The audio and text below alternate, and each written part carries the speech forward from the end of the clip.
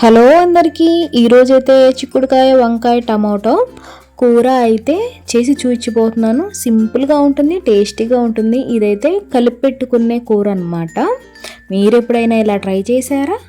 చాలా బాగుంటుంది. వీడియో చూపిస్తాను. చిక్కుడుకాయలు అయితే ఇవి అరకిలో తీసుకున్నాను నేనైతే.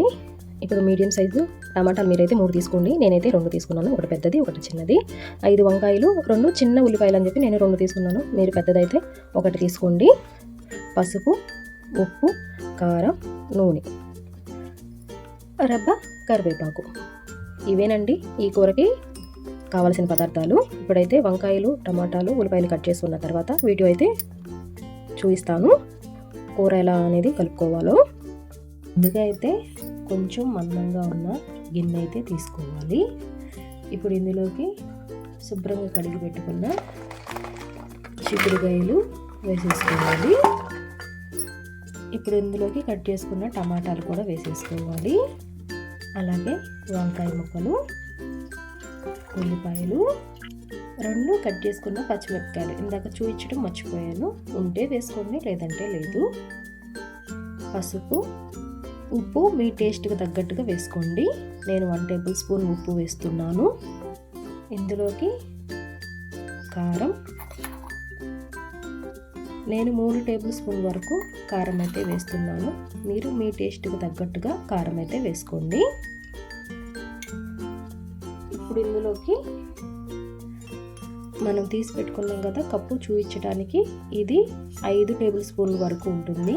ఈ ఆయిల్ మొత్తం పోసేసుకోవాలి. ఇప్పుడు ఇందులోకి కరివేపాకు కూడా వేసేసుకోవాలి. కరివేపాకు వేసుకొని ముక్కలకి ఉప్పు, కారం, నూనె పట్టేలాగా ఎలా అయితే కలుపుకోవాలి చేత్తో. ఏదైనా మన చేత్తో కలుపుకున్నది చాలా టేస్టీగా ఉంటుంది. ఇప్పుడు ఇలా అయితే కలిపేసుకున్నాం కదా, వాటర్ అయితే పోసుకోవాలి. ముక్కలు మునిగేంత వరకు వాటర్ పోసుకోవాలి. అంటే కొలత ఏమీ చెప్పట్లేదు. 1 గ్లాస్ ఎక్కువ, 1 గ్లాస్ తక్కువ ఉంటుంది కదా, అందుకని చెప్పి కొలత చెప్పట్లేదు. ముక్కలు మునిగేంత వరకు అయితే వాటర్ పోసుకో. ఇప్పుడు ఇలా ముక్క ఉడికింది కదా, చేత్తోనే మరొకసారి కలుపుకొని ఇప్పుడైతే స్టవ్ వెలిగించుకొని స్టవ్ పైన పెట్టుకుందాము. ఇప్పుడైతే స్టవ్ వెలిగించుకొని స్టవ్ పైన పెట్టుకొని మూత అయితే పెట్టుకోవాలి. ఇది ఒక 5 నిమిషాలు హై ఫ్లేమ్ మీద అయితే పెట్టుకోవాలి. 5 నిమిషాలు అయితే సరిపోతుంది. 5 నిమిషాల తర్వాత ఒక్కసారి కలుపుకొని మీడియం సైజుకి మార్చుకుందాము. ఒక 5 నిమిషాల తర్వాత చూపిస్తున్నాను, చూడండి ఎలా ఉడుకుతుందో. ఇప్పుడైతే ఒకసారి గెరిటితో అయితే కలుపుకోవాలి కింద నుంచి.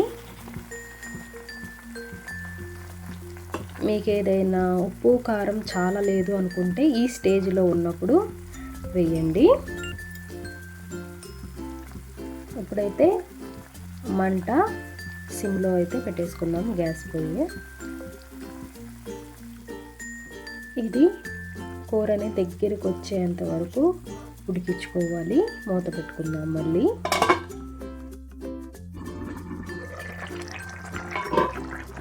మధ్య మధ్యలో కూర అయితే తిప్పుకుంటూ ఉండాలి. మీకు ఒక మళ్ళీ చిన్న డౌట్ రావచ్చు, పసర వాసన వస్తుందా అని. ఇంత వాటర్ పోసుకుని ఇంత నిదానంగా ఉడుకుతుంటే పసర వాసన అనేది అస్సలు రాదండి. ఈ వాటర్ అనేది కూడా గిరిగిపోవాలి, గ్రేవీ లాగా రావాలి. అంతవరకు ఇలా మధ్య మధ్యలో కలుపుకుంటూనే ఉండాలి. మంట అనేది మీడియం మంట మీదే ఉడికించుకోవాలి. మళ్ళీ మూత పెట్టుకోవాలి. మరొకసారి మూత తీసి చూపిస్తాను. చూడండి, మనం కలిపెట్టిన కూర అయితే రెడీ అయిపోయింది. ఎంత చక్కగా ఉందో కూర అయితే. మీకు ఇక్కడ గింజ ఉడికిందో లేదో కూడా చూపిస్తాను. చూడండి ఎంత మెత్తగా కూడా ఉడికిందో. వెరీ సింపుల్గా ఈ కూర అయితే ఇలా కలిపెట్టుకోండి, చాలా టేస్టీగా ఉంటుంది. మీరు ఎప్పుడైనా ట్రై చేయకపోతే ఇలా ట్రై చేయండి. ఇప్పుడైతే మనం స్టవ్ అయితే ఆఫ్ చేసుకోవాలి. మనం ఇక్కడ అసలు ఉల్లిపాయలు, వంకాయలు, పచ్చిమిరపకాయలు అసలు వేసినట్టే లేవు. చూసారా, టమాటా ఒక్కటే కనబడుతుంది. మీరు ఎప్పుడు ఇలా ట్రై చేయకపోతే ఒకసారి ఇలా ట్రై చేయండి, చాలా బాగుంటుంది, సింపుల్గా కూడా ఉంటుంది. నా వీడియో మీకు ఎలా అనిపించింది? నా వీడియో నచ్చితే లైక్ చేయండి, సబ్స్క్రైబ్ చేయండి, కామెంట్ చేయండి. మరిన్ని రెసిపీస్ కోసం నా పేజీని ఫాలో చేయండి. మరొక రెసిపీతో మీ ముందు ఉంటాను. Recipe with Usha.